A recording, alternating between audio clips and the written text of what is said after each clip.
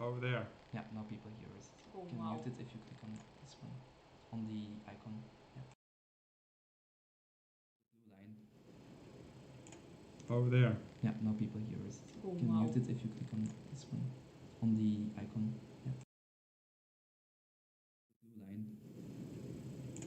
Over there. Yeah, now people hear us. Oh, You can wow. mute it if you click on this one, on the icon. Yeah. Blue line. Over there. Yeah, now people hear us. Oh, You can wow. mute it if you click on this one, on the icon. Yeah.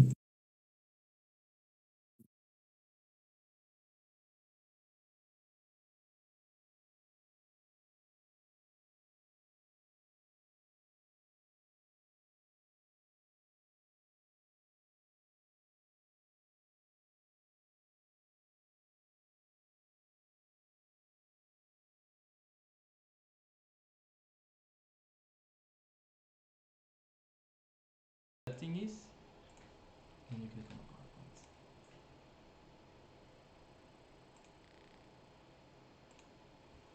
And if you want it, the thing is, then you click on PowerPoint. Yeah. I'll keep my this here. Okay. 3 minutes to go.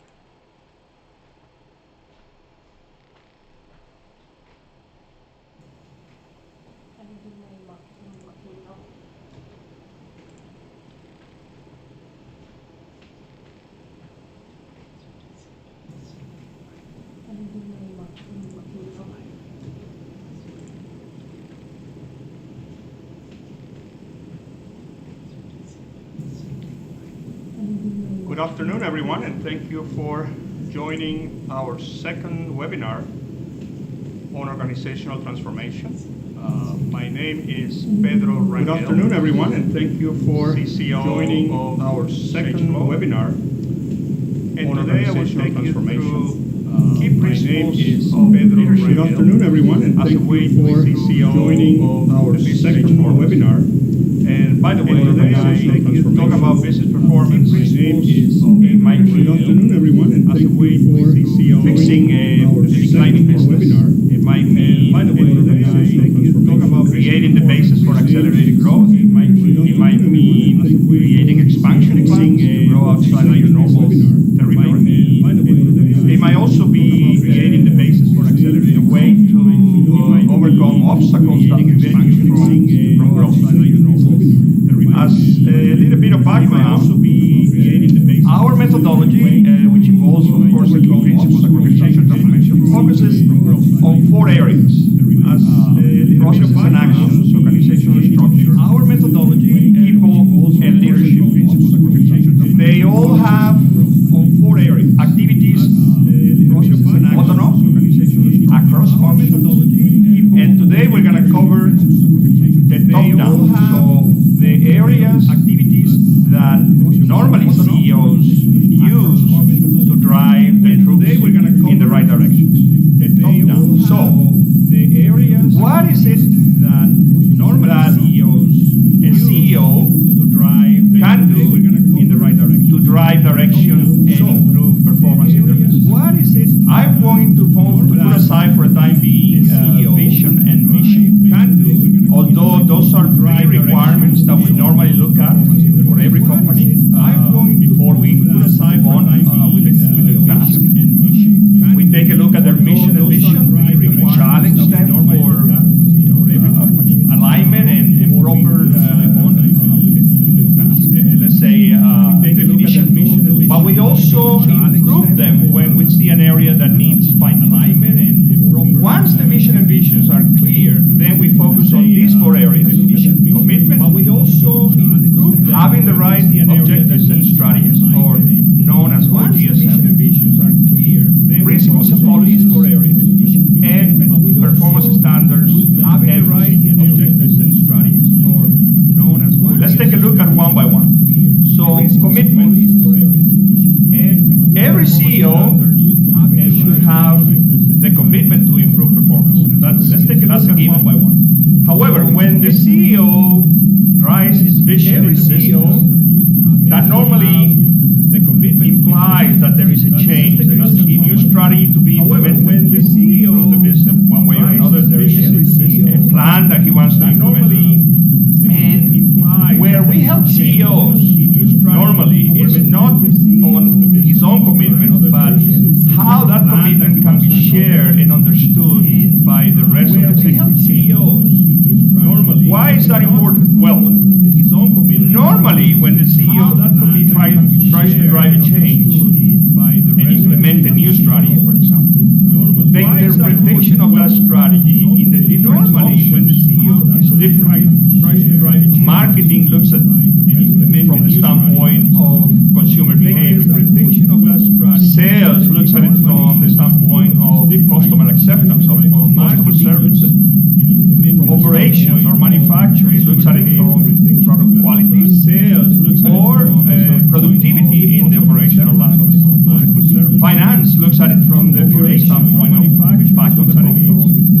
And it is only when you take a look at the holistic view of these interpretations and you reach alignment among them, that you have an integrated interpretation of what the change might mean for the whole corporation. Let me drive alignment among this point through an example. So, some time ago last year, we were engaged by a small FMCG company in Spain. The company is about a 1.5 billion euro organization.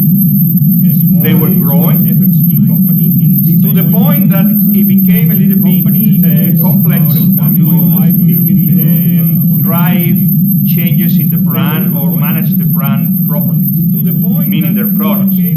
So what they did is they established the brand management system, which is a system used normally by big companies like Unilever or P&G or Colgate.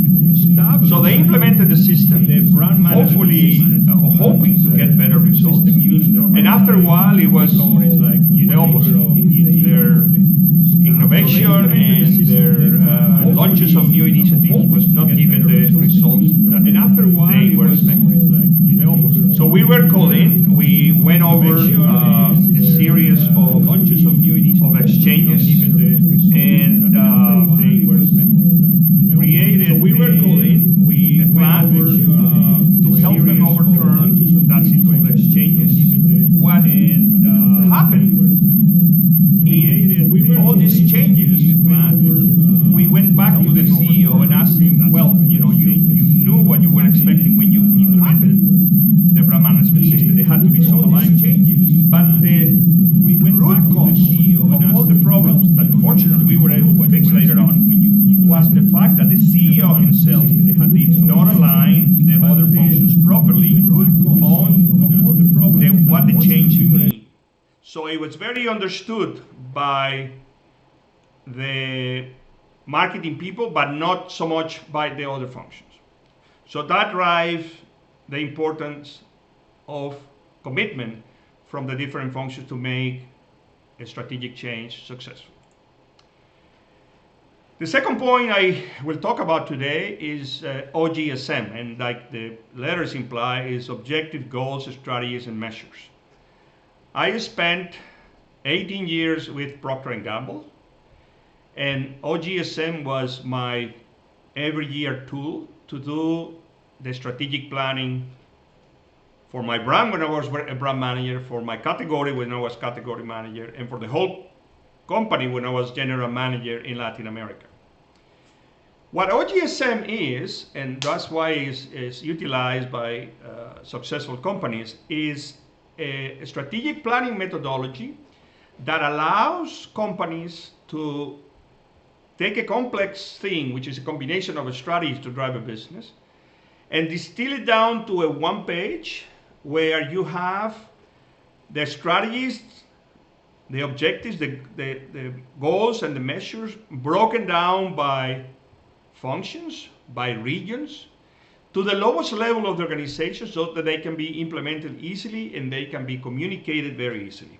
Let me show you very quickly, and I'm going to skip 2 pages here, an example of a company that we helped them create the OGSMs.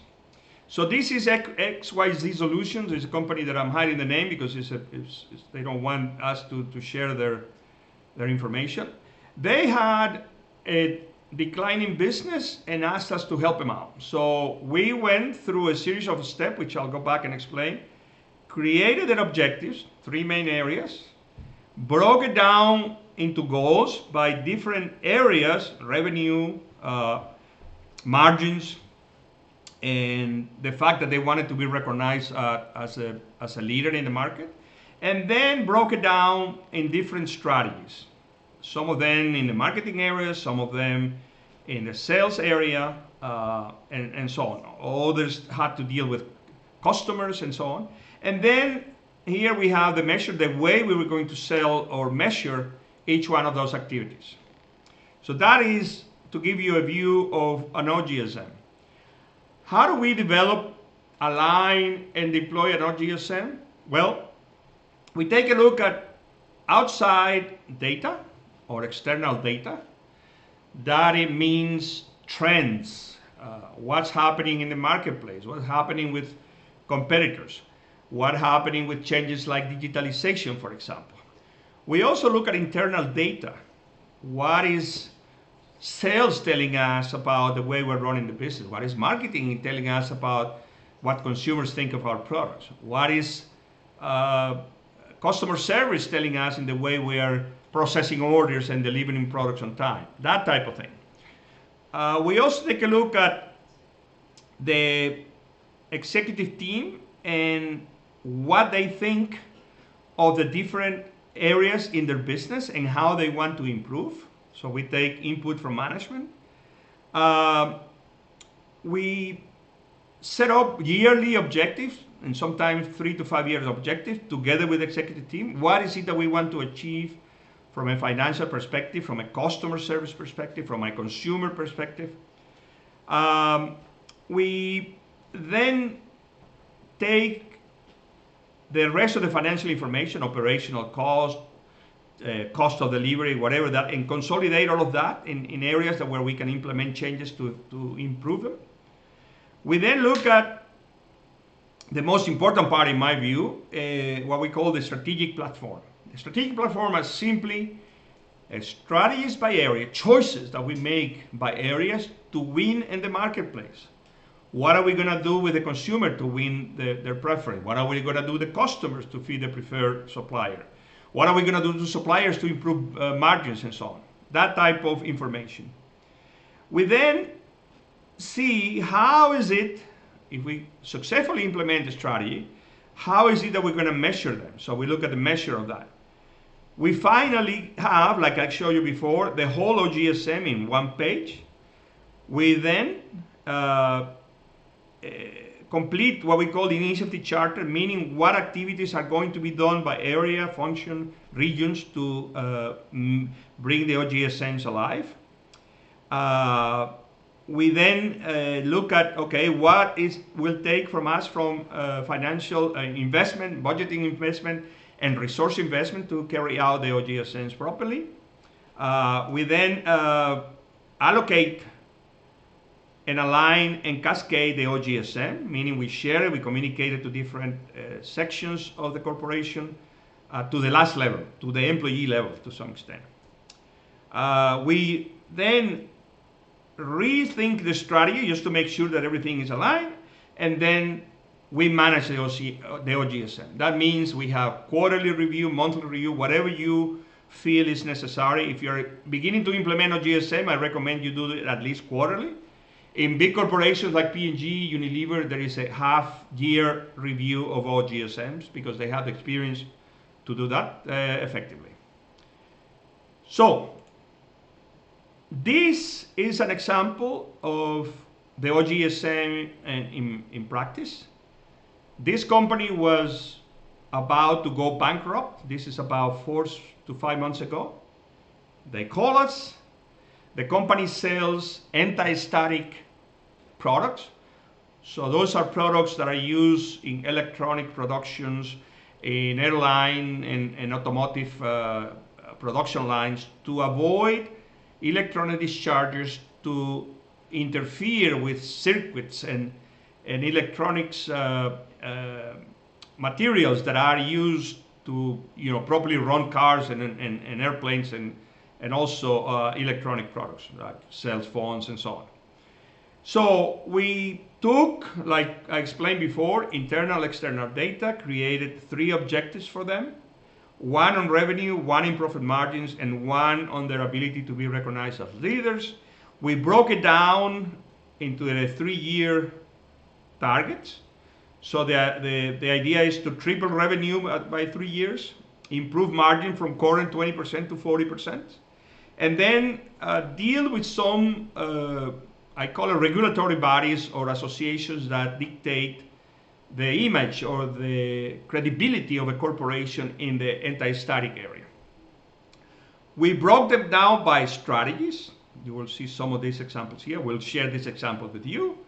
And we also look at activities. This is for the revenue generating activities, what we needed to do. There had to be some simplification on the shop because it was too complex and not selling the high selling items. We had to do a lot of work on the margins. By the way, in 3 months, we were able already to achieve the improvement on margins from 20 to 40% by simply talking to suppliers and explaining them the situation of what was needed to effectively sell more, and we were able to do that. And then we are in the process of getting their endorsement by the 2 associations that can give them the credentials to be the authority in the anti-static business. So this is an example of how taking a simple business, this is a 300 million a year business, apply the OGSM tool, make some strategic changes to help them improve the business for the long run. And we are on the right track. They're out of bankruptcy now. Margins have improved, and sales are also improving to the point that in 2 months we have enough sales to match last year's sales. Next is policies and principles.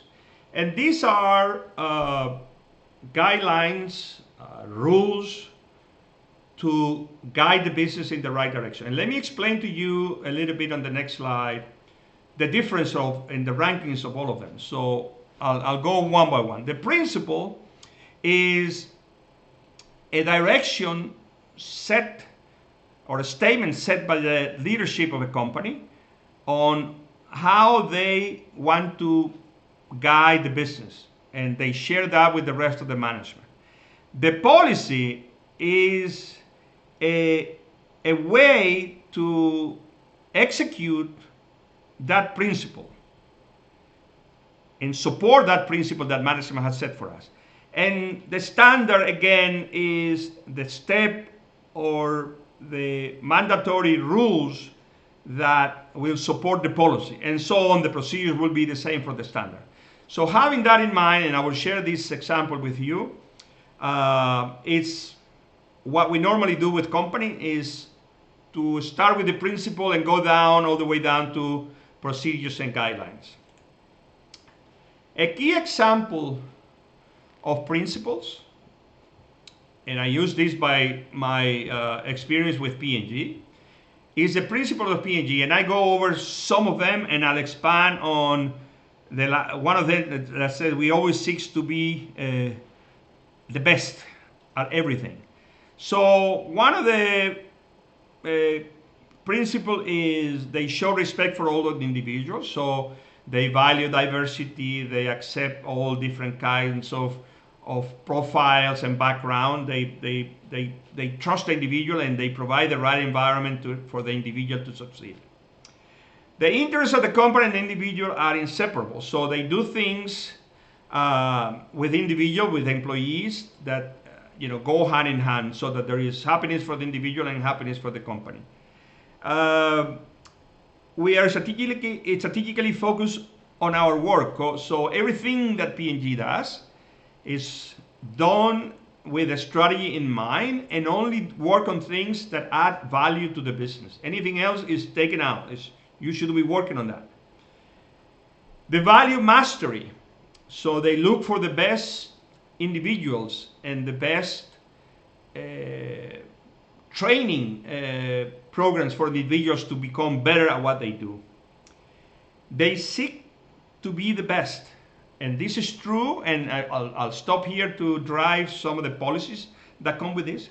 There is a policy for hiring the best brains out there for their R&D area, research and development. To the point that today, P&G has more PhDs as employees than the whole total universities of the US combined. That's how serious they take this.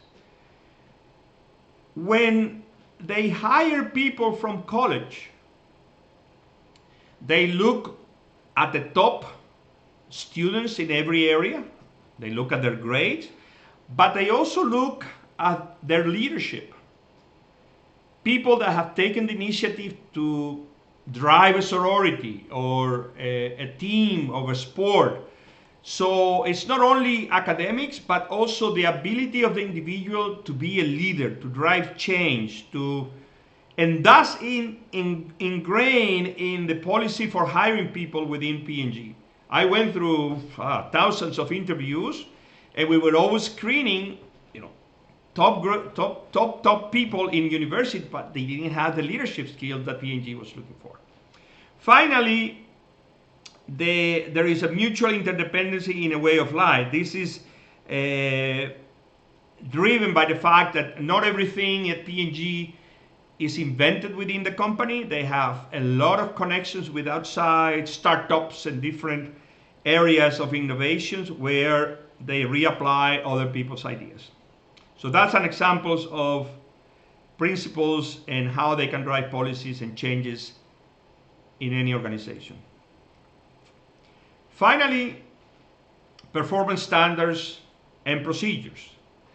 These are a set of rules, instructions that define how to run a business and normally reflect what is known as the current best approach. So you might have a performance standard at a restaurant, for example, on how the waiters need to greet people when they come in the restaurant. You might have a standard as to how they should be dressing when they receive people. You might have a procedure on how you serve particular dishes at the restaurant so that they look good and appeal to the palate of the customer. And so on. Some of these activities can be standardized. For example, the customer service of your business, how you answer the phone, how you deliver your products, how you are actually customer service toward your own people, how you grade them, how you train them, and so on. Sales and sales policies. What is your pricing policy? What is the minimum quantity that you can deliver? What is the best way to manage the launch of a new product within a particular type of customer? Those are the standards that you can define and put into practice. The training and performance review is standard ways of doing this. How do you do that? How often do you do them? What do you cover? What is expected of the employee to do and go through when they go through a performance review? Marketing and promotions. What type of promotion and marketing activities you drive? What is the image you want to give to the brand or a particular brand? In what type of programs you need to put your advertising so that it goes in line with the type of people that you're targeting. That type of thing can be standardized. Management responsibilities. Sometimes overlap or conflicts in corporations happen when the responsibility of a particular function is not well defined vis-a-vis others. And these can be standardized so that there is not such a thing as conflicts or overlaps.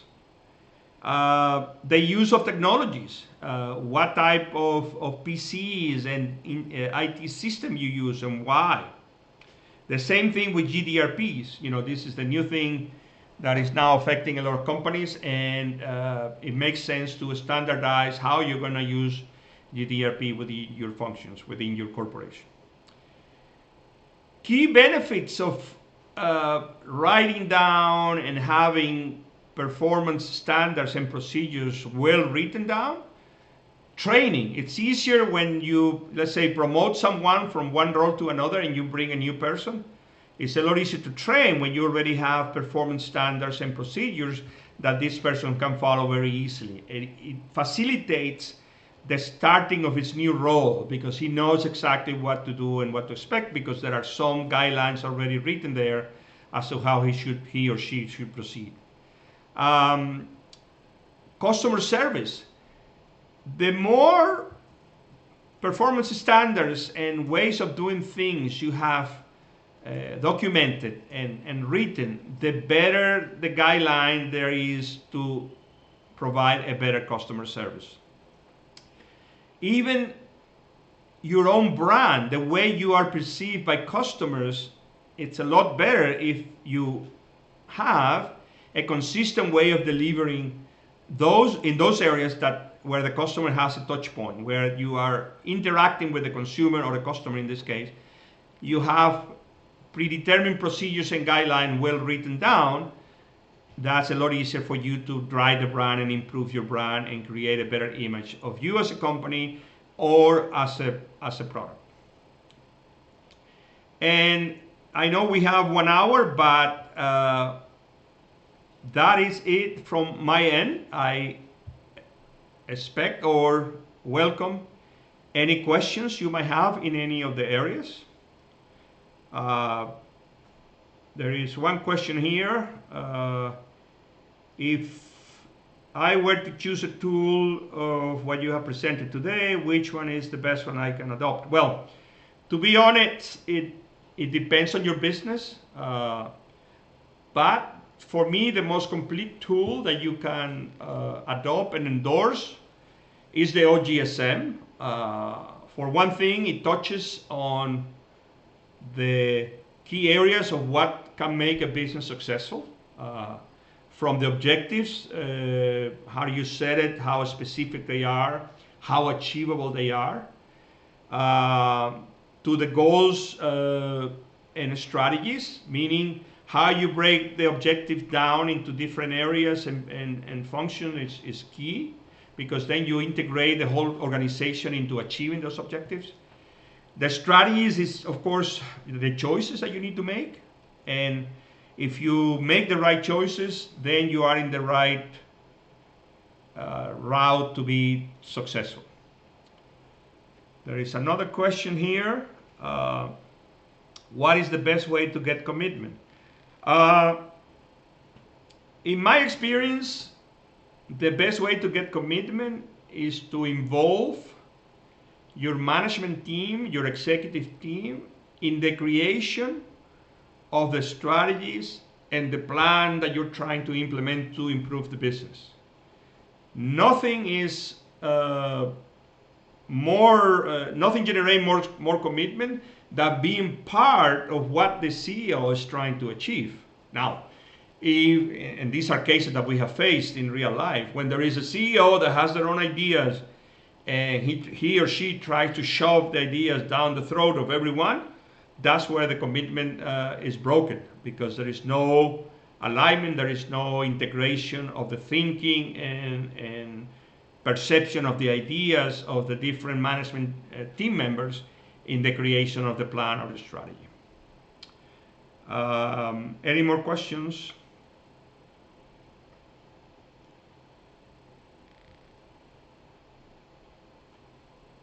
If you have a question, I appreciate you can just type it in the chat area if you have it.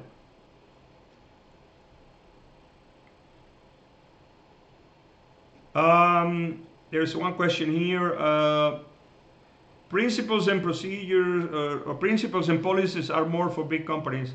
No, I disagree with that. Sorry, the principles and policies are applicable to any size company. It's a question of defining what is important for your business, what are the guidelines, what are the values that you see are critical for your business to succeed. You put those down in writing, and that becomes your principles. Then you drive policies around those principles on how you make your people act and drive the customer services for your business. I have seen this being applied in any size company, and as well as in startups and young companies. When they have a clear guideline of what is important for them, principle can be established, and they are very helpful in driving guidelines and driving the business forward. Any more questions?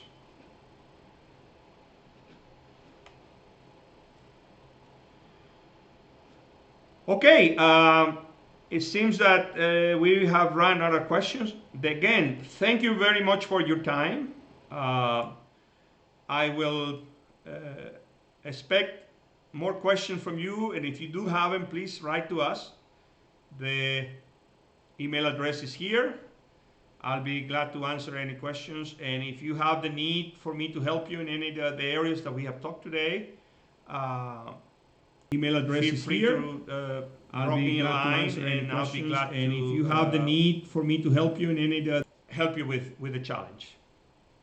Again, thanks a lot for your time and looking forward to connecting with you later on.